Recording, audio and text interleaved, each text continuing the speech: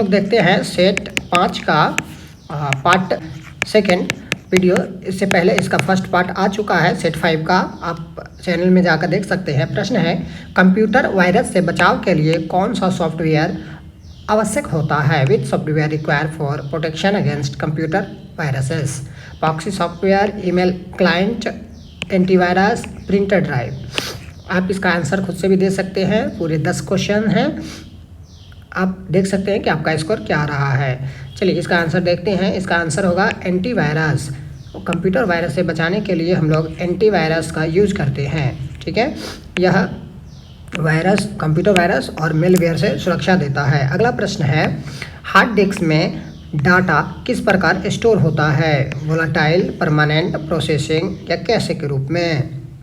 Answer होगा permanent. जो hard disk होता है, हार्ड डिस्क ड्राइव जिसे शॉर्ट में HDD भी बोलते हैं, इसमें डाटा अस्थायी रूप से स्टोर होता है। अस्थायी मतलब क्या हो गया? Non volatile. ठीक है, ये हो गया परमानेंट। Option number B.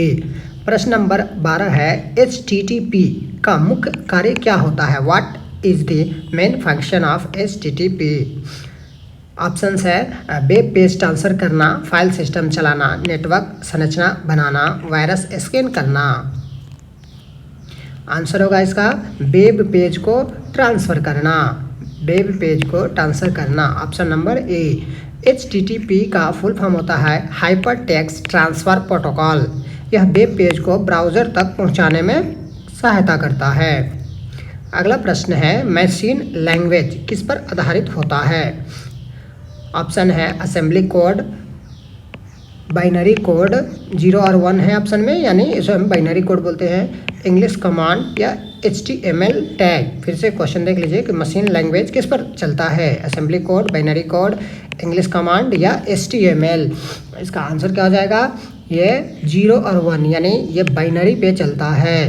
अर्थात मशीन लैंग्वेज किस पर आधारित होता है? तो बाइनरी कोड पे।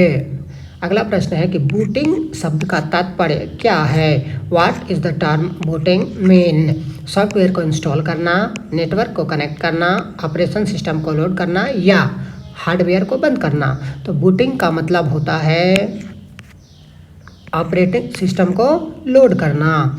जब हम मोबाइल को या अपने लैपटॉप या कंप्यूटर को ऑन करते हैं तो उसका ऑपरेटिंग सिस्टम सबसे पहले उसमें ऑन होता है, लोड होता है, जिसे हम बूटिंग कहते हैं। ठीक है, यानी वह प्रक्रिया जिसमें कंप्यूटर स्टार्ट होते समय जो उसका ऑपरेटिंग सिस्टम होता है वो मेमोरी में लोड किया जाता है, उसे हम कहते हैं बूटिंग। अगला प्रश्न है कि USB किस प्रकार का पोर्ट होता है? What type of port is USB? Graphics port, peripheral interface, power output या डेटा ऑडियो पोर्ट? USB किस टाइप का होता है? आंसर होगा peripheral interface, option number B. ठीक है, USB का फुल फॉर्म आप याद रखेंगे, यूनिवर्सल सीरियल बस। ठीक है, यह पेरिफेरल यानी माउस, पेन ड्राइव, ये इसको कनेक्ट करने के लिए USB का प्रयोग किया जाता है। USB का टाइप अभी हम लोग देखेंगे 2.0। क्या था? 2.0। तो ये इस तरीका का था, टाइप A। ठीक है, ये मेल पार्ट हो गया और ये फीमेल। ठीक है, टाइप A का 2.0 इस तरह से रहता है। फिर आया था टाइप A का ही हम लोग देखेंगे क्या, 3.0। मतलब एक था जो स्पीड थोड़ा कम था, 3.0 में स्पीड ज़्यादा था, तो इस टाइप से था। और फीमेल पार्ट इसका इस टाइप से। पार्ट B में आया, टाइप B जो आया ये इस तरह से आया, इसका फीमेल पार्ट ये था। ठीक है, बी में ही एक माइक्रो B था। ठीक है, जिसको हम लोग माइक्रो USB बोलते थे, है ना, माइक्रो USB। तो ये इस तरह के, अभी टाइप C से पहले मोबाइल में इसी तरह का कोड आता था। ठीक है, और एक और पहले चला था मिनी USB। ठीक है, जो इस प्रकार से आता था। ठीक है, तो ये सभी क्या है? B जनरेशन का है। ठीक है, ओके, ये भी टाइप B का लेटेस्ट है। इसमें ज़्यादा डाटा ट्रांसफ़र करने के लिए 3.0 का यूज होता था, यानी ये इस प्रकार से। ठीक है, अभी जो सबसे लेटेस्ट आता है क्या आता है? तो इसमें आता है टाइप सी में भी पहले 2.0 आया और टाइप सी अभी 3.0 आया। देखते हैं ना, बहुत सारा फास्ट चार्जिंग सपोर्ट करता है। और सभी क्या होता है, टाइप 3.0 होता है टाइप सी में। टाइप सी का रिसीवर इस तरह से होता है और केबल इस तरह से, मतलब ये मेल पार्ट हो गया, ये फीमेल पार्ट हो गया, ठीक है। ये एक रहता है 8 पिन लाइटनिंग, ये जो एप्पल का पर्सनल जो चार्जर होता है उसमें ये यूज होता है, ठीक है। हालांकि अभी इसको भी बंद कर दिया गया है, उसका भी लेटेस्ट फ़ोन जो भी आता है उसमें टाइप सी यूज किया जाता है। टाइप सी यूनिवर्सल पोर्ट बना दिया गया है। ऐसा इसलिए किया गया है कि ताकि इलेक्ट्रिक ई वेस्ट जो होते हैं, माने इलेक्ट्रिक कचरा, वो ज़्यादा नहीं फैले। इसके लिए ज़्यादातर अब टाइप सी का ही, यानी USB टाइप सी का ही यूज किया जाएगा। अगला प्रश्न है कि नेटवर्क में पथ निर्धारण यानी राउटिंग कौन करता है? Who handle routing in network? Switch, router, hub या रिपीटर?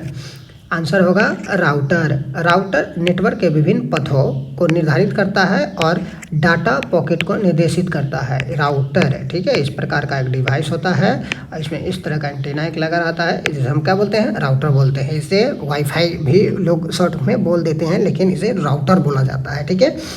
अगला प्रश्न 17 है कि कंप्यूटर के कार्य को करने के लिए 4 मूलभूत चरण क्या होता है? Data, network, hardware, user? नहीं। Input, process, storage, output, boot, OS, file, फिर इंटरनेट या कैश, रैम, रोम, CPU। तो कंप्यूटर का जो 4 मूलभूत चरण होता है उसमें होता है, पहले हम क्या करते हैं, इनपुट लेते हैं, वो प्रोसेस करता है, स्टोर करता है अपने पास, और उसके बाद हमें आउटपुट देता है। ज़्यादातर हम लोग पर क्या है कि इनपुट देते हैं, प्रोसेसिंग करता है और आउटपुट देता है, ठीक है। लेकिन ये 4 मूलभूत है, कहीं ना कहीं वो अपने पास रखता भी तो है, इसलिए क्या हो जाएगा ऑप्शन नंबर B, ठीक है। कंप्यूटर के मूलभूत कार्य यही है। कभी अब आपको ऑप्शन में अगर कभी कभी 3 दे, इनपुट, प्रोसेस और आउटपुट, तो भी सही रहेगा। अगला प्रश्न 18 है कि किस प्रणाली से इंटरनेट पर वेबसाइटें खोजी जाती है? IP configuration, DNS, DHCP, ISP। तो DNS से खोजा जाता है। किससे खोजा जाता है? इंटरनेट पर जो वेबसाइटें खोजी जाती है DNS से। DNS का फुल फॉर्म ही होता है domain name system. Domain name को IP एड्रेस में बदलता है। ये क्या करता है? डोमेन नेम को IP एड्रेस में बदलने का काम करता है। IP एड्रेस क्या होता है? तो कोई भी इलेक्ट्रॉनिक सामान का मोबाइल हो, लैपटॉप हो, उसका इसमें ID होता है, उसे हम IP एड्रेस बोलते हैं। अगला प्रश्न है कि कंप्यूटर की गति को मापने के लिए की इकाई क्या है? बाइट, RPM, गीगाहर्ट्ज या पिक्सल? आंसर होगा गीगाहर्ट्ज। कंप्यूटर की गति को नापने के लिए हम लोग किसका यूज़ करते हैं? गीगाहर्ट्ज को, ठीक है। ऑप्शन नंबर क्या हो जाएगा? 3। देखेंगे ध्यान से कि गीगाहर्ट्ज में किसको मेज़र करते हैं? तो CPU का जो क्लॉक स्पीड होता है उसकी गति को। जब भी आप लैपटॉप खरीदते हैं उसमें अगर उस लैपटॉप का क्लॉक स्पीड जितना ज़्यादा होगा, यानी गीगाहर्ट्ज उसका क्लॉक स्पीड का जितना ज़्यादा होगा, उतना ही आपका लैपटॉप या कंप्यूटर स्पीड चलेगा, ठीक है। आगे बाइट क्या है? तो ये डाटा साइज के लिए यूज होता है। RPM हार्ड डिस्क रोटेशन का स्पीड होता है। इस तरह का हार्ड डिस्क आता था, ठीक है। ये कैसेट अंदर में रहता है और बाहर से ऐसा दिखता है, ठीक है। तो ये हार्ड डिस्क होता था जो कंप्यूटर का स्टोरेज डिवाइस 500 GB या जो भी आता था, है ना, 256 GB, पहले इस तरह से आता था हार्ड डिस्क, HDD बोलते थे, ठीक है। तो हार्ड डिस्क क्या था?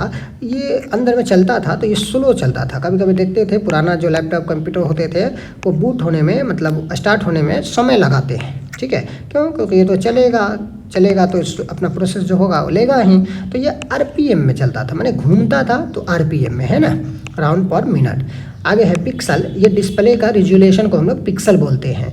अच्छा, अभी ध्यान रखेंगे कि अभी जो पहले HDD होता था लैपटॉप कंप्यूटर में, इसको रिप्लेस किया जा रहा है किससे? SSD से। अगर आपके पास पुराना लैपटॉप या कंप्यूटर है, स्लो चल रहा है, तो आप उसको फास्ट करने के लिए इसको निकलवा देंगे और इसके बदले में क्या लगवा लेंगे?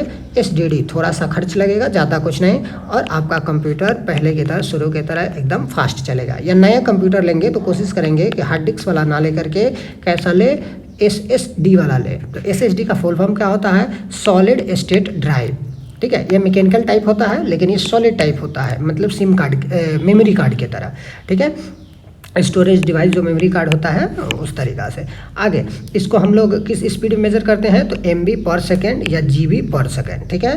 ये किस पे बेस्ड होता है, तो नॉट एंड पे बेस्ड होता है, ठीक है। ये फ्लैश मेमोरी कहलाता है। ये लेटेस्ट किस का काम करता है, तो ये नॉन वोलाटाइल मेमोरी होता है NVMe पे, ठीक है। इसका स्पीड बहुत ही बढ़ाया जा सकता है, मतलब एकदम फास्ट करेगा काम, ठीक है। तुरंत आपका लैपटॉप बूटिंग हो जाएगा, जल्दी से उसमें ऑपरेटिंग सिस्टम लोड हो जाएगा।